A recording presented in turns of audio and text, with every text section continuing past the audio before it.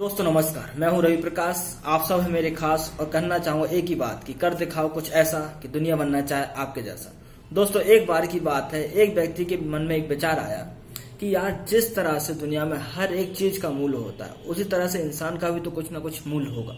और इस सवाल का जवाब जानने के लिए मैं सबसे पहले एक महात्मा जी के पास गया। महात्मा जी के पास जाकर बोला कि महात्मा जी, जिस तरह से दुनिया में हर एक चीज का मूल्य है उसी तरह से इंसान का भी कुछ ना कुछ मूल्य होगा। तो महात्मा जी बोले कि नहीं बेटा, इंसान का कोई भी मूल्य नहीं है, इंसान अमूल्य है। तो व्यक्ति बोला किस तरह से महात्मा जी?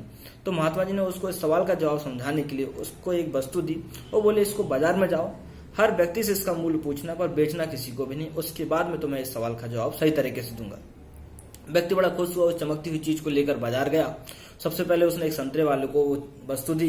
वो बोला इसके बदले में तुम मुझे क्या दोगे? तो बोला मैं इसके बदले में तुमको 2 किलो संतरे दे दूंगा। व्यक्ति बोला नहीं नहीं, मेरे को बेचना नहीं, केवल इसका दाम पूछना था। थोड़ी दूर जाकर वो आलू वाले के पास गया। आलू वाले को उसने वो चमकती हुई चीज दी। बोला इसके बदले में तुम मुझको क्या दोगे?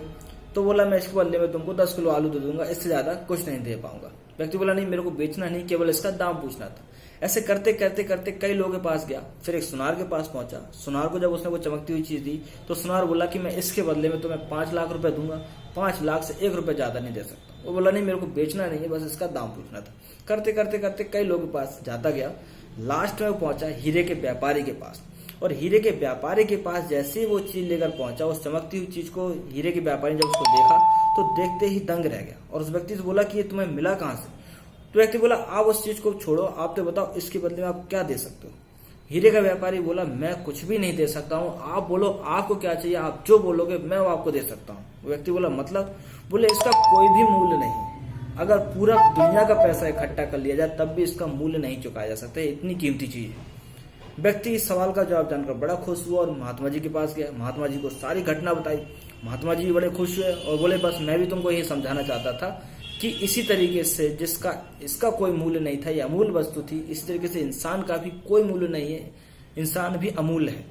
बस फर्क इतना सा है कि आप अपने आप को किस दामों पर बेच रहे हो, संतरे के दामों पर, आलू के दामों पर या हीरे के दाम पर आप बेचना चाहते हो, ये आप पर डिसाइड करता है। तो इस कहानी का उद्देश्य केवल ये समझाना था कि हम ऐसा तो नहीं कर रहे हैं कि हमारे हुनर की कीमत लाखों और करोड़ों रुपए हो और हम अपने हुनर को मात्र हजारों रुपए में बाजार में बेच रहे हो।